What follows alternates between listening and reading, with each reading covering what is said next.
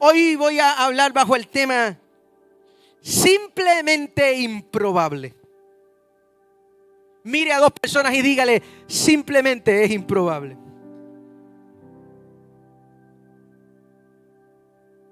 ¿Están aquí o no?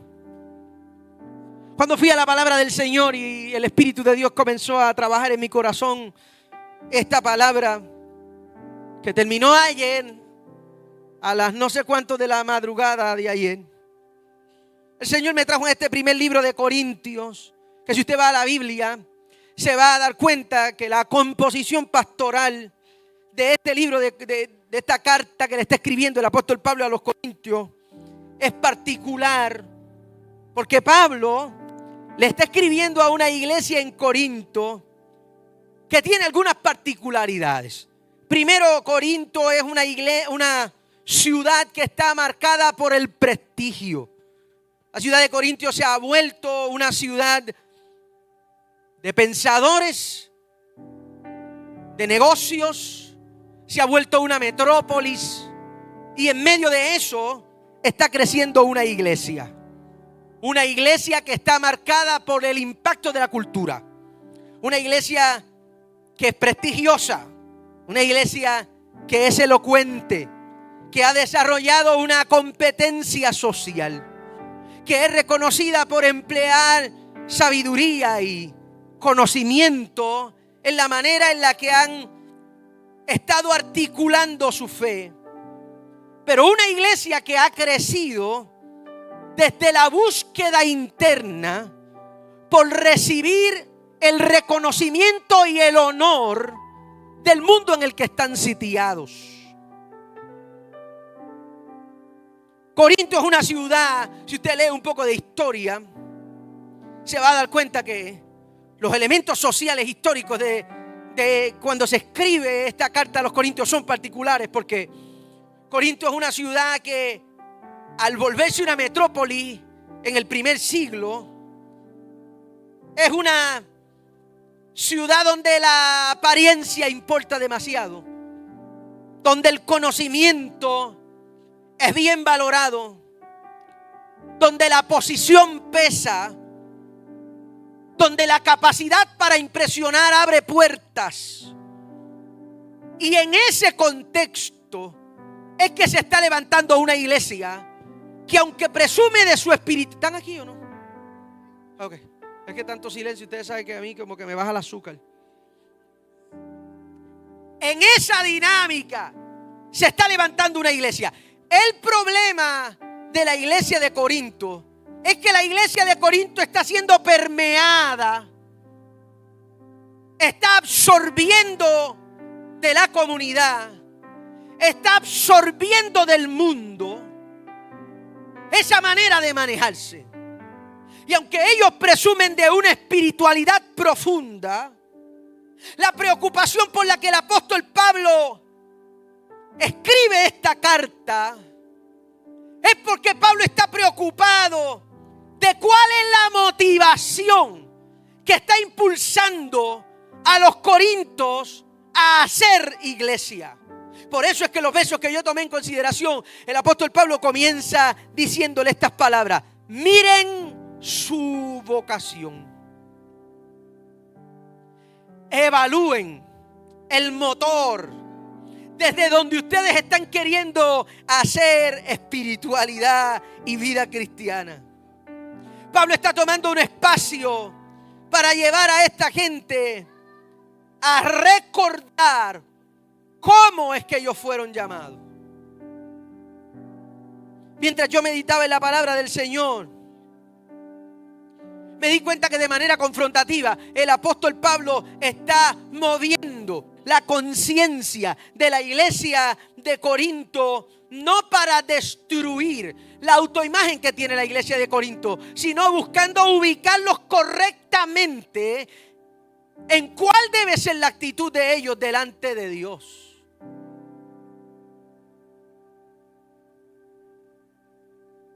En los versos que yo tomé en consideración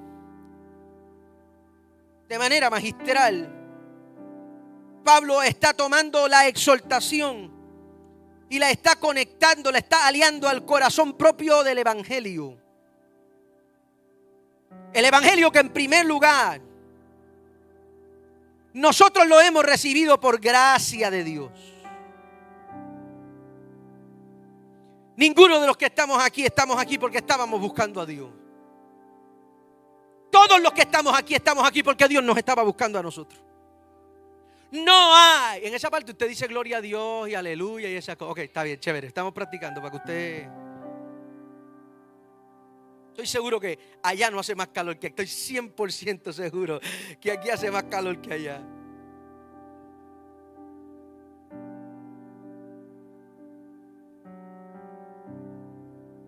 Pablo está tomando un tiempo para recordar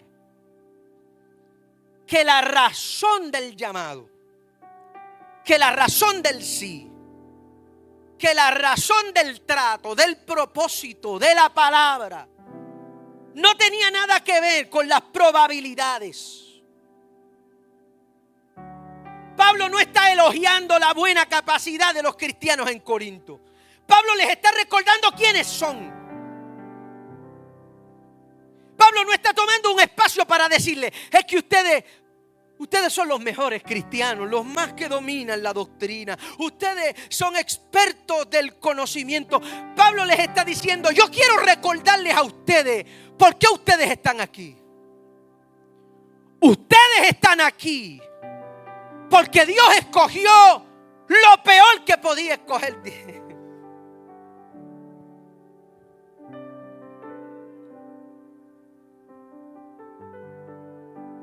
Nosotros vivimos en una generación que la iglesia del siglo XXI se encuentra luchando con las mismas batallas que la iglesia de Corinto. Nos hemos vuelto una iglesia donde todo es más importante. Impresionar es importante. Orar bonito es importante. Estar bien visto es importante.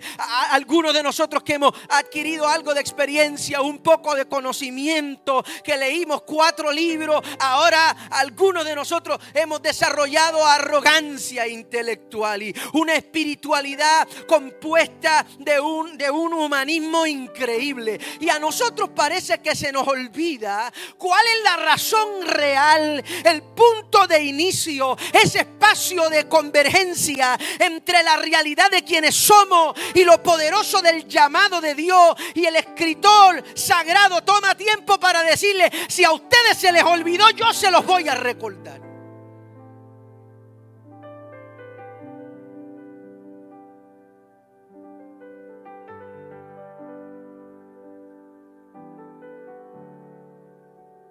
Dios no nos escogió para Él.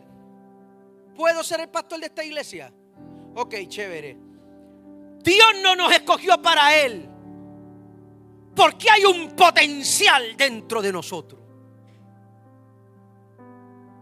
Dios no nos escogió para Él porque llevamos grandeza por dentro.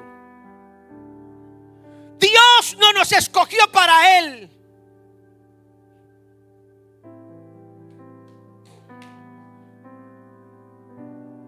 ¿Ha visto en las redes sociales?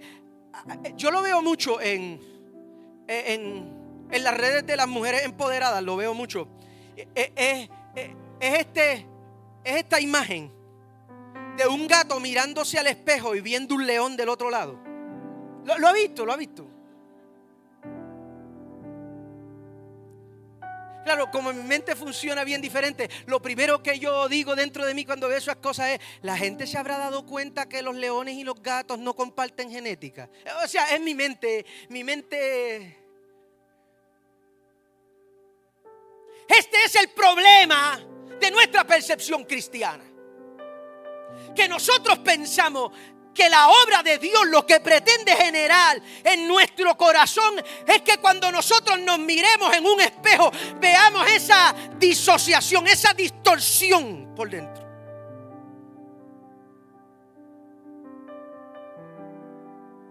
Hay muchos de los que están aquí que piensan que llegar a Cristo debe generar en el corazón de nosotros lo que genera la conferencia motivacional, pero con la pero con la Biblia. Y que lo que Dios pretende es decirnos: tú puedes, tú lo vas a lograr.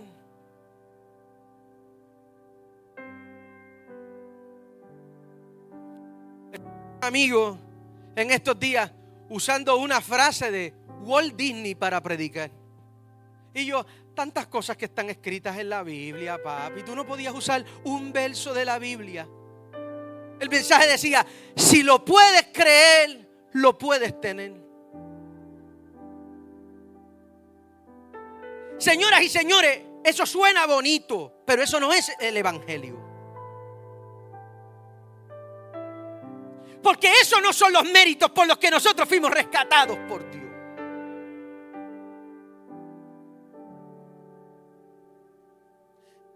Hay un gran potencial dentro de ti. Y Pablo, en vez de decirle a los cristianos de Corinto: hay un gran potencial dentro de ti, Pablo les dice: señoras y señores, ustedes están aquí porque Dios escogió lo peor que había sobre la faz de la tierra.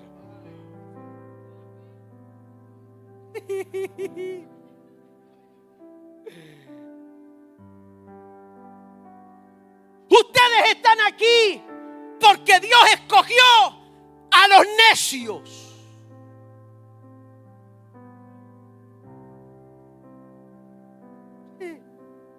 Ustedes están aquí porque Dios escogió a los viles. ¿Sabe por qué tú estás aquí? Porque Dios no quiso mirar tu reputación. ¿Sabe por qué tú estás aquí? Porque Dios no quiso mirar al fondo de la mar, a donde Él echó las faltas que hablan de quien tú eres en realidad. ¿Sabes por qué yo estoy aquí? Porque Dios decidió mirar más allá de mis errores, más allá de mi pecado, más allá de mis faltas, y a través de la sangre poderosa de Jesús, yo por medio de la justificación, cuando Dios me está viendo a mí, está viendo la obra redentora que comenzó a cambiarme a mí para hacerme más como Él.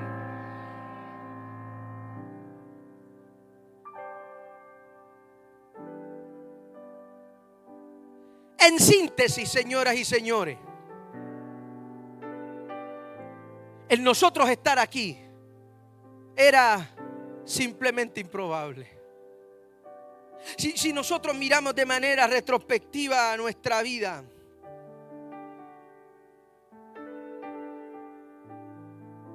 nosotros tenemos que concluir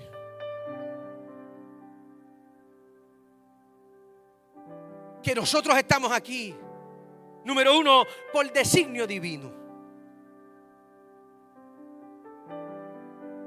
Número dos, por voluntad de Dios.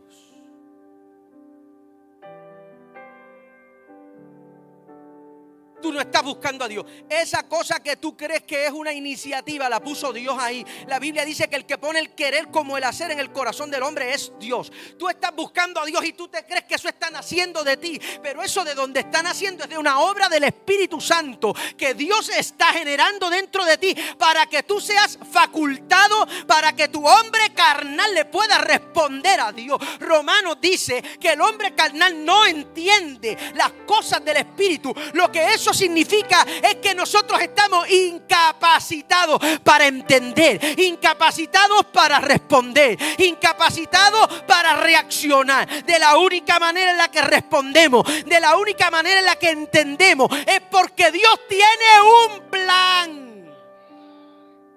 Y como Dios tiene un plan, ha enviado a su Santo Espíritu para generar una obra dentro de nosotros que nos faculta espiritualmente para entender las cosas del Espíritu. Romanos capítulo 8 lo dice de manera explícita. La carne se opone a las cosas del Espíritu. Punto.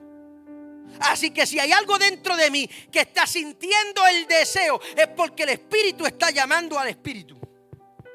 Y eso ocurre por una obra de Dios. de lo vil y de lo menospreciado escogió Dios, dijo el apóstol Pablo. Hay algunas ideas en síntesis que el apóstol está tratando de compartir de manera, y aunque mi bosquejo tiene 6 páginas, yo voy a avanzar con esto. Número 1, Dios no escoge según el sistema de los méritos del hombre. El mundo funciona en base a un sistema de méritos. A la hora de escoger, el mundo siempre escoge quién es el más inteligente, quién es el más fuerte, quién es el más preparado, quién es el más capacitado, quién tiene más influencia. Y el sistema de méritos del mundo sugiere que quien tiene más capacidad va a lograr más. Que quien sabe más alcanza más. Que quien está mejor preparado recibe los mejores trabajos, ¿sí o no? Que quien tiene más experiencia es la persona mejor calificada para la posición. Pero a mí me resulta bien interesante, porque aunque esa lógica es fácil de entender dentro de la dinámica de la vida, no funciona esa lógica dentro del llamado del Espíritu. Porque Dios no llama a nadie como quien está reclutando talentos. Porque Dios no llama a nadie como quien está buscando a los mejores preparados para el trabajo. Dios llama porque quiere. Dios forma porque puede. Y Dios usa porque su gracia es poderosa para tomar gente rota, para tomar gente que no siente propósito, para tomar gente que cree que está perdido en la vida y darle propósito y darle palabra y mostrarle el camino.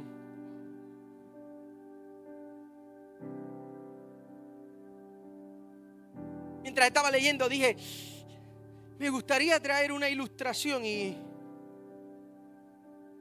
caí, por alguna razón caí en la biografía de un hombre que la historia lo identifica como D.L. Moody.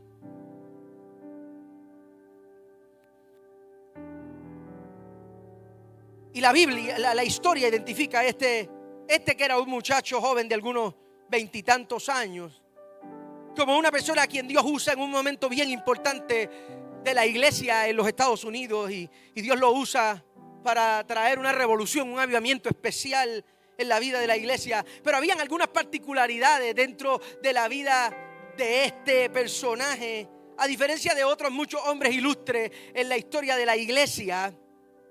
Y es que Moody no era una persona probablemente capaz para hacer lo que Dios le estaba pidiendo que él hiciera. No era una voz correcta para volverse una de las voces evangelísticas más influyentes de su generación, por varias razones.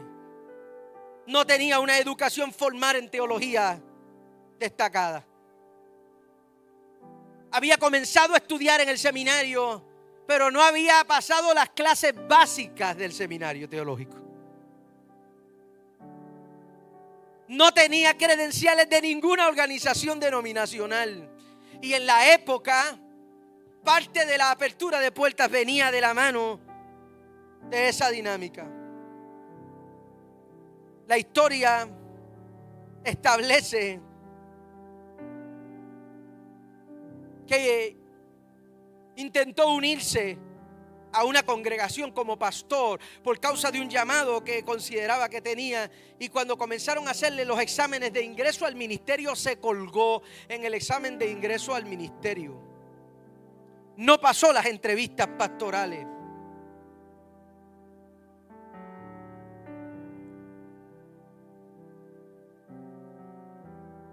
La prueba era sencilla, era una prueba de conocimiento teológico.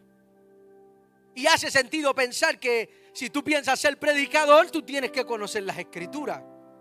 Pero en los primeros años, Moody no logró en más de una ocasión avanzar en ese proceso. Y cuando los ancianos de la congregación se reunieron con él para darle la respuesta del resultado de su examen, la historia dice que los ancianos le dijeron estas dos cosas. Número uno, nosotros creemos que tú no estás listo. Número dos, nosotros estamos buscando un ministro con otro perfil. Y la historia dice que aunque no era suficiente para la denominación, aunque en los primeros años no era la persona teológicamente capacitada, Dios se estaba preparando para formar un vaso improbable que iba a cambiar la historia de la iglesia en los Estados Unidos. D.L. Moody no solamente se convierte en una de las voces evangelísticas más importantes de su generación. D.L. Moody se convierte en su vida y su ministerio logra trascender al nivel de que su primer instituto bíblico se convierte en una de las universidades teológicas de formación ministerial más grande, más reconocida y más importante en todos los Estados Unidos. El mismo que no pasó los exámenes de aptitud ministerial, el mismo que fue rechazado porque no tenía el conocimiento suficiente, ese mismo que no tenía el perfil para cumplir con lo que la gente estaba esperando de él, Dios lo había escogido para él, y en ese proceso lo preparó Dios para hacer con él más de lo que otros pensaban.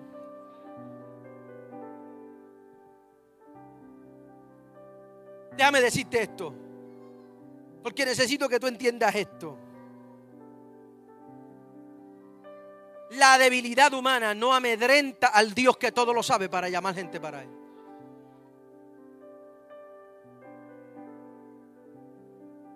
El hecho de que tú consideres para ti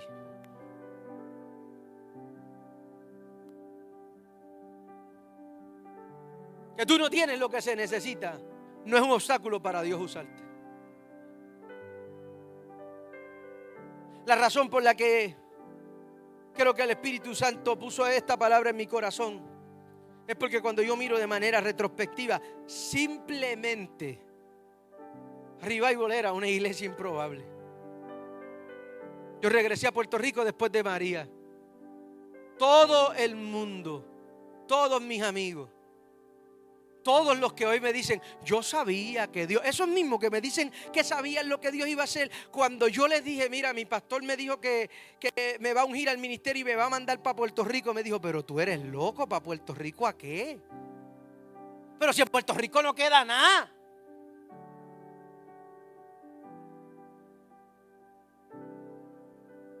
Pedraza, tú estás bien aquí, piénsalo bien. Simplemente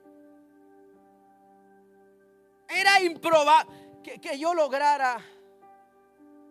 Yo que primero venía con apoyo ministerial, financiero, y después me dijeron, pensándolo bien, no te vamos a poder ayudar, pero vamos a estar orando para que el Señor te use. Y yo decía, ¿y cómo rayos yo levanto una iglesia solo? ¿Y cómo rayos yo levanto una iglesia de mi bolsillo? ¿Y cómo rayos yo?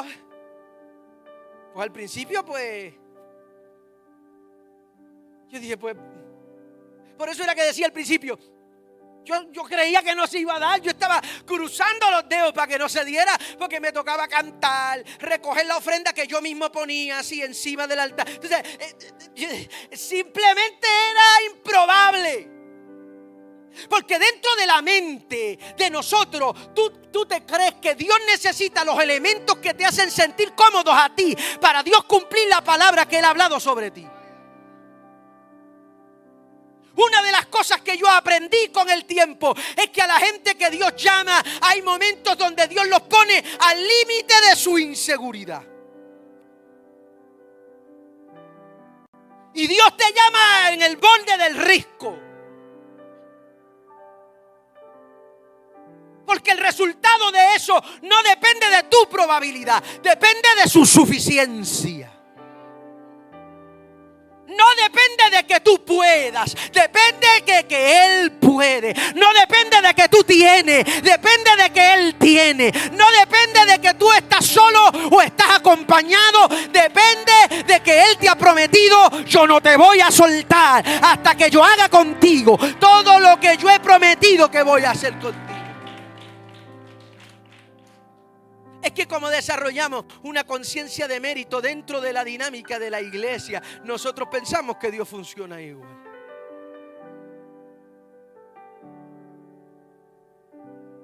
Pero Pablo está tomando un minuto para hablarle a los corintios acerca de cómo funciona la selección divina. Y Pablo está diciendo: señores, Dios no escoge a la gente fuerte, Dios escoge a los débiles. Dios no escoge vasijas de oro, Dios escoge vasos de barro. Dios no escoge gente calificada, Dios escoge a los descalificados. Si mira desde el Antiguo hasta el Nuevo Testamento, cuando Dios quiso hacerse de gente, Dios buscó a los que estaban escondidos detrás de las ovejas. Dios buscó a los que estaban abandonados dentro de la cisterna. Dios agarró a los que estaban olvidados a través del tiempo. Dios cogió a los hijos más pequeños de las familias más pequeñas, de las tribus más pequeñas. Dios cogió a aquellos, Dios agarró para Él a los que habían sido esclavos. ¿Por qué no usó Dios a los libres? ¿Por qué no usó Dios a los fuertes? ¿Por qué no usó Dios a los que eran capacitados? ¿Por qué no usó Dios a la gente que tenía los méritos? Sencillo, señores, porque la excelencia del poder, del resultado de esa obra, serían de Él.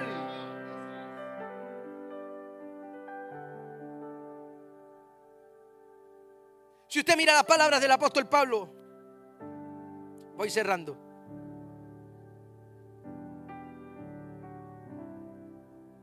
El apóstol Pablo dice de una manera simple: Dios usa lo improbable para destruir la jactancia. Míralo, está de manera explícita en los versos que yo leí. Dios utiliza lo que es improbable y a los que son improbables, a fin de que nadie se jacte en su presencia.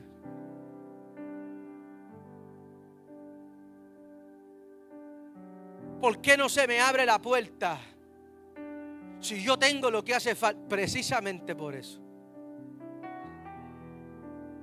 Pero ¿y por qué no soy yo el próximo? Yo debería ser el precisamente por eso.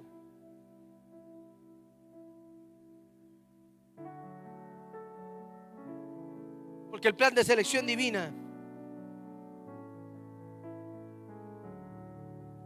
lo que sugiere, señoras y señores, es que Dios agarra a esos, a nosotros,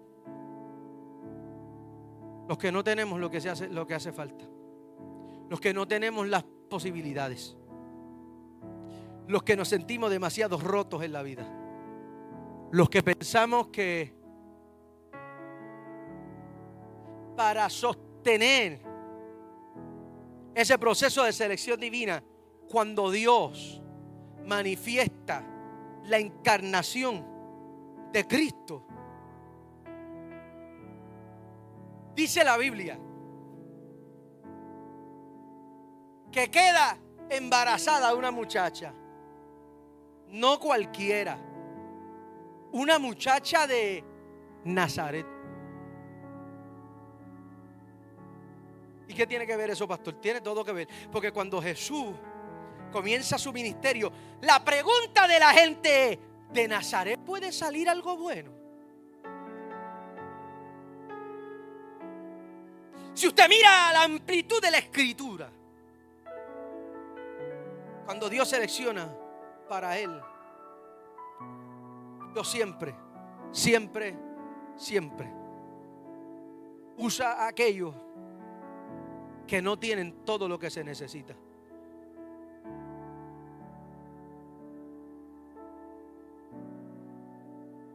Hay algunos de los que están aquí que han llegado a esta casa a través de los años.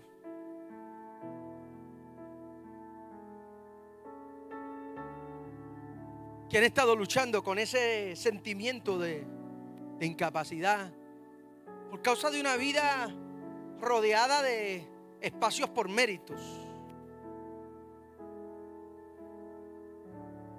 Y hace algunas semanas, sentado con alguien en una pequeña situación de crisis, porque había cometido un error, me dice: yo necesito hablar contigo, pastor, porque para que nadie te lo diga, te lo voy a decir yo. Y vino donde mí muy preocupado a decirme: pastor, yo fallé, pasó esto. Yo no sé si yo puedo arreglar esto. Yo no sé cómo resolver esta situación. Está bien si tú me tienes que quitar todo, está bien si yo tengo que sentarme, está bien si yo tengo que hacer esto, está bien si yo tengo que hacer lo otro. Probablemente esto se ponga complicado por la opinión de las personas.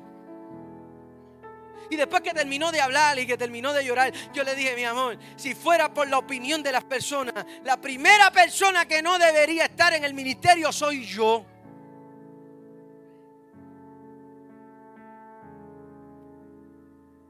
Porque soy demasiado liberal, porque soy divorciado, porque uso arete, porque hoy no me puse medias y porque otros días me pongo medias muy largas. Al otro porque me pongo medias muy cortas, porque uso camisas muy largas y otros días porque uso camisas.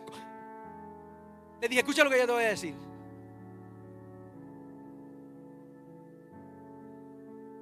Pero es que hay gente que sabe, y Dios también.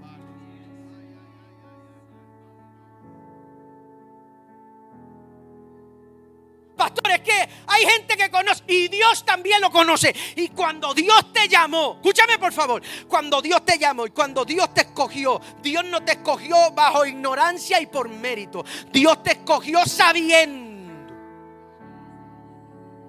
sabiendo que esa debilidad te iba a tocar, sabiendo que esa caída iba a llegar, sabiendo que esa frustración te iba a acompañar, sabiendo que iba a haber un día que tú te ibas a querer rendir, sabiendo que tú estabas a punto de dar vuelta atrás. Y con todo y eso, Dios, por causa de los méritos que Jesucristo ganó para nosotros, agarró de lo vil, de lo menospreciado, de los incapaces, de los rotos, y dijo: yo voy a tomar a esta gente y yo los voy a hacer mi pueblo, yo los voy a lavar con mi sangre, yo los voy a preparar, yo los voy a capacitar, yo los voy a usar y voy a hacer cosas grandes con los pequeños.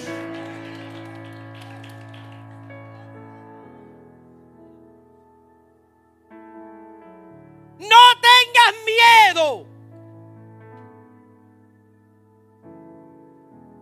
No te amedrentes. No los escuches a ellos, escúchalo a Él. Pastor, es que si yo te cuento, yo sé. Tranquilo. Y si yo no sé, Dios sabe. Tranquilo.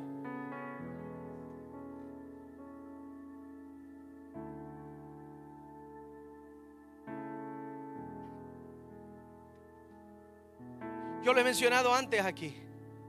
En algún momento alguien vino, alguien que era mi amigo. Hubiese querido que hubiésemos ido siendo amigos, pero algunas de mis opiniones pues no me ayudan a conservar algunas amistades.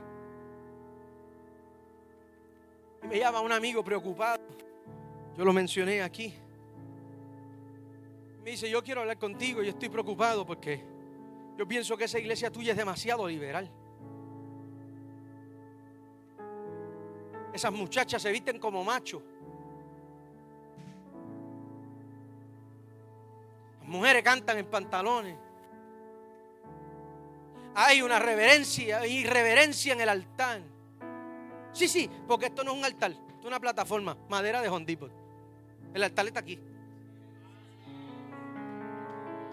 Y nosotros mírame. El problema es que la iglesia le sigue haciendo idolatría a los lugares, idolatría a los sistemas, idolatría a las maneras. Y mientras nosotros idolatramos los espacios, fuera de los espacios, la gente vive vidas completamente desconectadas a eso.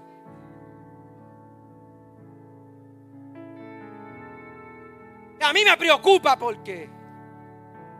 Y yo dentro de mí, ese gadareno que no está muerto, que solo duerme y a veces se me revuelca en el sepulcro, yo dentro de mí lo que decía era: pero preocúpate de las cosas que tienen que ver contigo.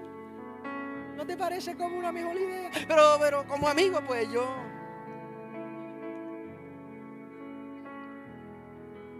Si tú supieras, mira, de la iglesia tuya yo conozco a fulano. Y desde que yo lo conozco, fulano fuma y no para de fumar. Y el día que yo te fui a visitar, yo no podía creer que quien me abrió la puerta era fulano.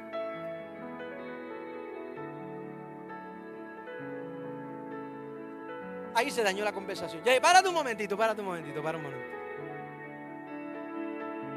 Que tú no podías creer que quien te abrió la puerta era fulano.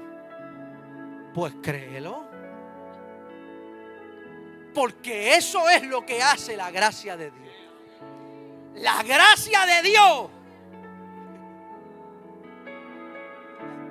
Eso es lo que hace la gracia de Dios.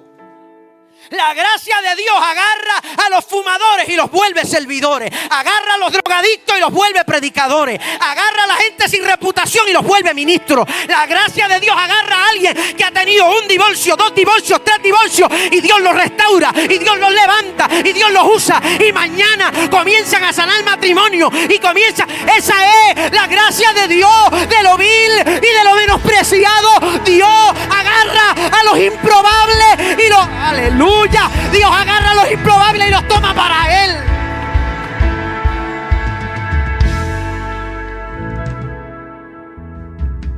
Y tú tienes a fulana predicando. Muchachos, pero si esa fulana ha vivido toda la vida en depresión, eso es lo que hace la gracia de Dios. La gracia de Dios agarra a los depresivos y los unge, los llena de la gracia de Dios y los vuelve predicadores.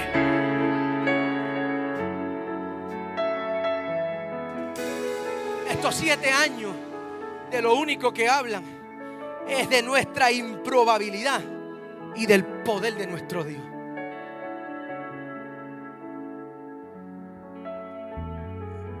No hay ni uno.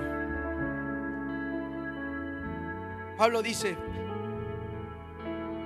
este es el fin, para que si hay alguno que quiera gloriarse de algo, gloríense de Él. Pablo está diciendo, si ustedes quieren que la gente emule algo, es que la vida de ustedes es diferente, no por causa de ustedes, sino por causa de Él.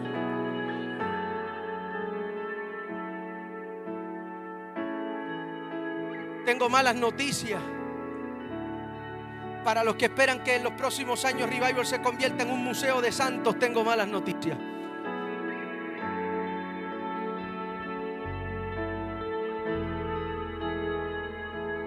Ese no es el Evangelio. El Evangelio de Jesucristo restaura lo que parecía improbable. El Evangelio de Jesucristo restaura lo que parece difícil. El Evangelio de la cruz hace lo que no es rentable para el sistema de los hombres. Ese es Dios. Ese es Dios. La iglesia hoy quiere... La iglesia hoy quiere gente que bote aceite por las manos y escarcha por los pies. Porque nos volvimos como la iglesia de Corinto. Una iglesia que le encanta impresionar alrededor. Que los calificativos de los ministros hoy son las muletas en las plataformas. Y no me malinterprete, yo creo en el poder de Dios. Pero el problema es que a nosotros se nos olvidó. Es que nos acostumbramos tanto a ser gente libre que se nos olvidó que fuimos esclavos. Es que como ahora nos conocemos el pedigrí del funcionamiento de la iglesia, a nosotros se nos olvida que ayer quien daba dolor de cabeza en la iglesia era yo. Como ahora yo soy el líder y el pastor, ahora a mí se me olvida que antes al que había que apretarle los tornillos y decirle cállate la boca, quédate quieto, ponte a buscar a Dios, era a mí. Y ahora lo que estamos buscando en la iglesia es eso que nadie puede producir si no es por medio de una obra de Dios. Se nos olvida.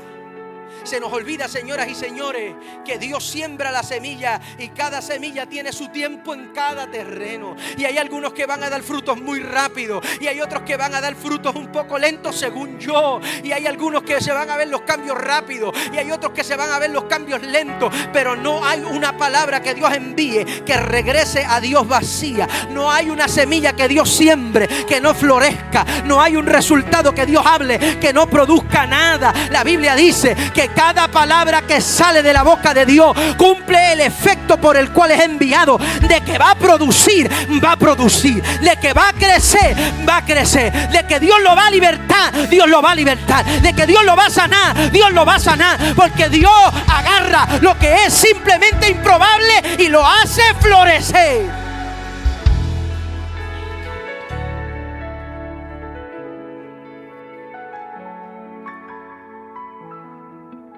El equipo pastoral se prepara para venir al altar porque no importa que estemos de aniversario. Esto no es un concierto, esto es una iglesia. Y yo voy a hacer llamado, no importa, aunque hayan cupcakes y bombas y fotobús allá afuera. Es una iglesia lo que es esto. El equipo pastoral me acompaña al altar. Esta mañana voy a hacer un primer llamado. Y mi primer llamado esta mañana es para alguien que me dice: pastor, aquí hay un montón de testimonios como eso. Gente que cuando me senté con ellos a hablar por primera vez me dijeron: muchachos, si yo piso la iglesia se cae el techo de la iglesia.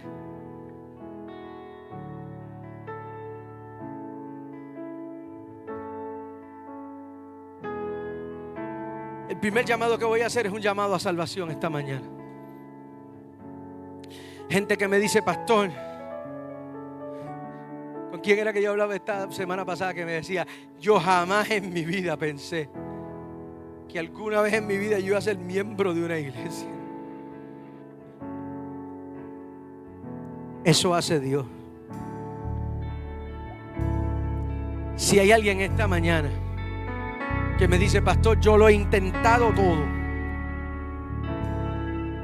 y yo he sentido que yo no tengo lo que hace falta, pero mientras tú estás orando y mientras tú estás hablando, yo siento que mi corazón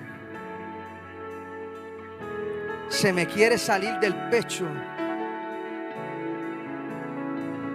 porque siento que Dios me está llamando para hacer algo especial para Él.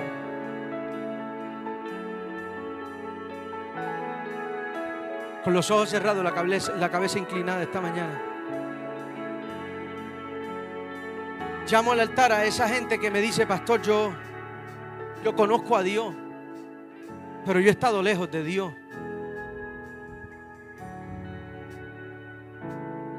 Y siento que Dios me está llamando a regresar a casa.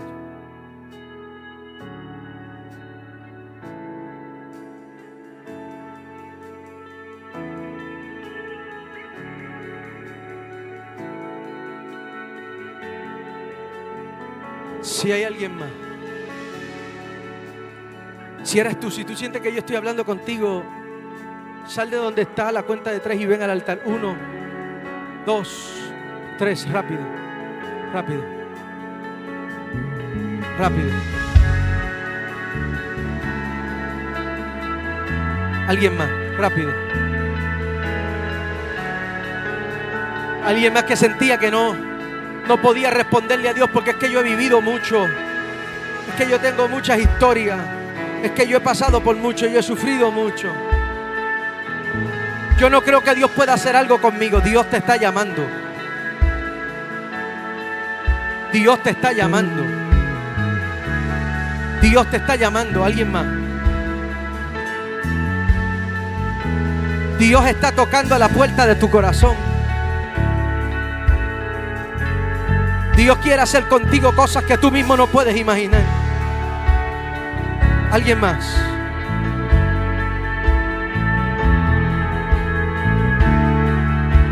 ¿Alguien más?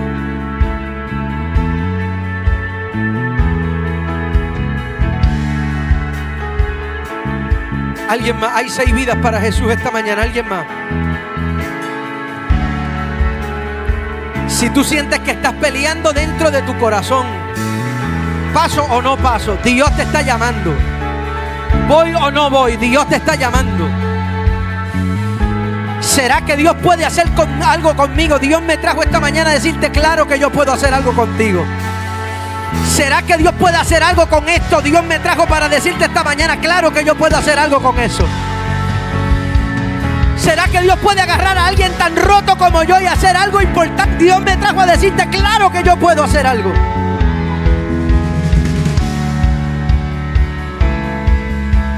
¿Alguien más? La iglesia con las manos extendidas al altar. Para esto está la iglesia.